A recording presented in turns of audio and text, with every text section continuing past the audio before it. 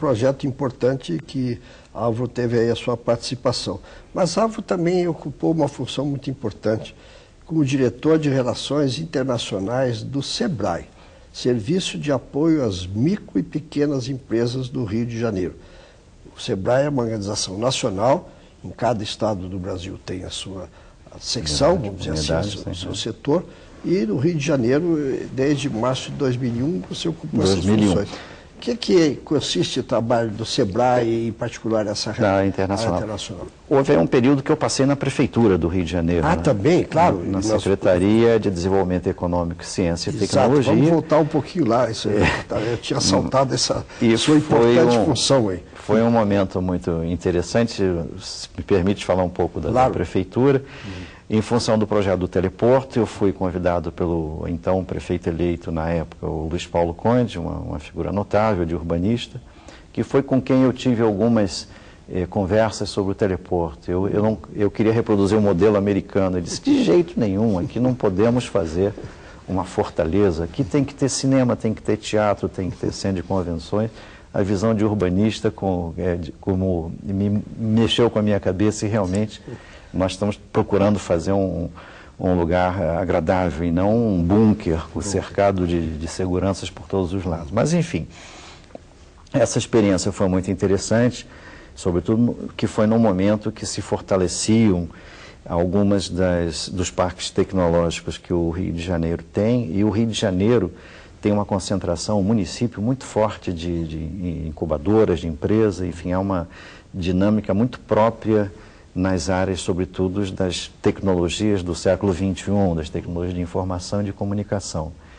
E foi restaurado o Comitê de Ciência e Tecnologia e tínhamos alguns grandes, enfim, colaboradores, inclusive o SEBRAE. Foi quando eu comecei a conversar mais com o SEBRAE e a participar das reuniões que as presidia, com essa preocupação da inclusão das micro e pequenas empresas naquilo que se avizinhava mais adiante, que é a inclusão digital aplicada também às micro e pequenas empresas. No SEBRAE do Rio eu faço o papel de dirigir as relações internacionais e tenho percebido que pela primeira dimensão do país e a abrangência dos programas que o SEBRAE a nível nacional e no Rio de Janeiro tem, enfim, em função do apoio que ele dá a qualquer atividade que seja desde a mais humilde das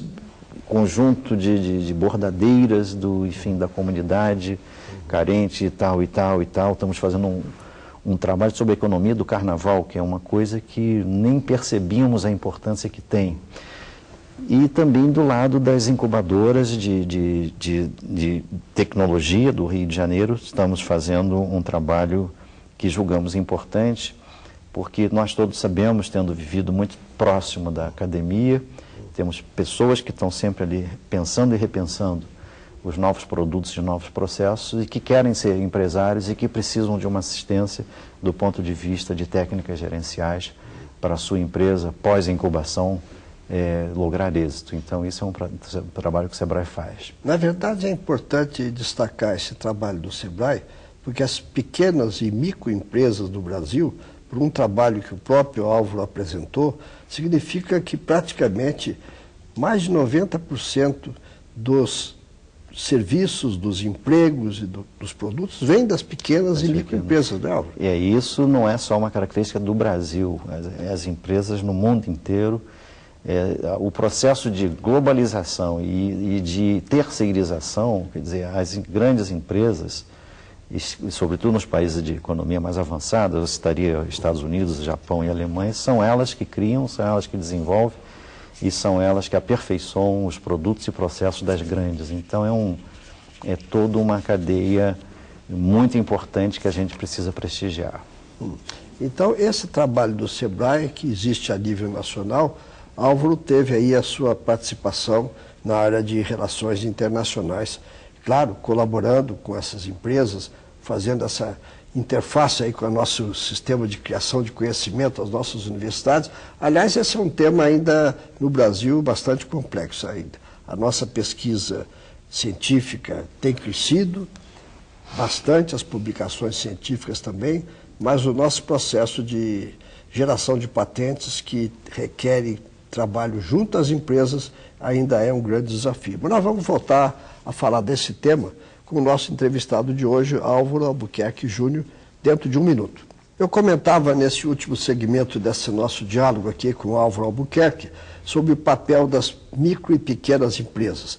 Mas, na verdade, hoje em dia, na região do Rio de Janeiro, no estado do Rio de Janeiro, há uma série de grandes projetos de siderurgia, de outras empresas. Fale um pouco como é que está se desenvolvendo esse trabalho e qual é a ligação dele com as pequenas e médias empresas. Nós temos hoje, há um documento que nós contribuímos para a realização, chamado Decisão Rio, que foi publicado há coisa de um mês e meio atrás pela Federação das Indústrias, que aponta uma massa de investimentos, sem falar de Copa do Mundo e sem falar de Jogos Olímpicos, da ordem de 56 a 60 bilhões de dólares. Isso dá 100 e tantos bilhões num triênio.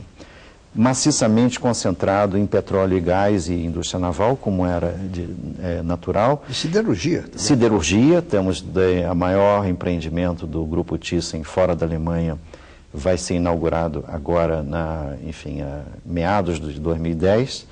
Há uma proposta de fazer uma siderurgia com o grupo chinês da WISCO, o Wuhan Steel Company, no Porto do Açu, no outro extremo do estado.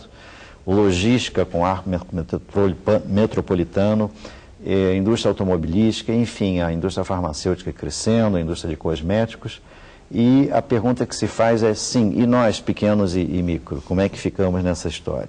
Quer dizer, o trabalho que o SEBRAE está fazendo, e para isso criou o SEBRAE do Rio, uma área de desenvolvimento territorial, é mapear todo e qualquer tipo de micro e pequeno empreendedor da área de serviços, da área de comércio e da área de indústria. É óbvio que um projeto da dimensão do Comperja, que é o maior projeto da Petrobras, que é o polo gás químico na região leste do estado do Rio de Janeiro, ele tem as suas denominações próprias, primeira e segunda geração, mas nós estamos de olho na terceira geração, que é o saco plástico, o copo, a caneta, o para-choque do automóvel, etc. Porque o que nós queremos é que se evite aquele famoso passeio das moléculas, ou seja, se faz o etileno e aquilo é fabricado, sei lá, em um outro país ou em outro estado, sem nenhum prejuízo das boas relações que temos com os outros países ou com outros estados. Mas o fato é que esse é que entra o médio, pequeno e o microempreendedor. E nós estamos trabalhando para esse tipo de atividade econômica nascer junto com o polo petroquímico, assim como com o polo siderúrgico, etc.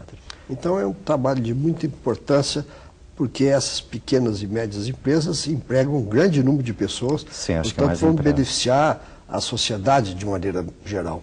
Mas Álvaro está desempenhando atualmente uma função muito importante, como diretor executivo da Rede de Informação Tecnológica Latino-Americana, RITA, que tem sede aqui em Brasília.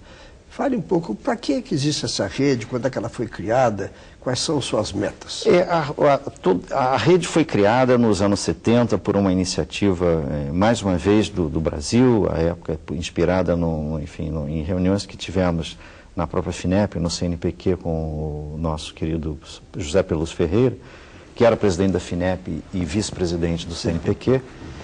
E o CELA, o Sistema Econômico Latino-Americano, entendeu que era preciso a gente ter um sistema de intercâmbio de ofertas e demandas de tecnologia. Já então se visualizava um diferencial muito grande, não só entre nós, latinos com o norte mais desenvolvido, mas também entre os países membros do CELA, que são todos os países aqui da América Latina, a partir do México até a Terra do Fogo. Isso significa dizer que nós tínhamos uma fragilidade que ainda, de certa forma, permanece até hoje, apesar da internet e dos meios que ela tem, de comunicação do que está se fazendo em termos de desenvolvimento. Não precisa ser do foguete espacial, não, de pequenas técnicas, de pequenas tecnologias que melhorem a vida do cidadão. Para falar, assim, de um ponto de vista, isso não é retórica.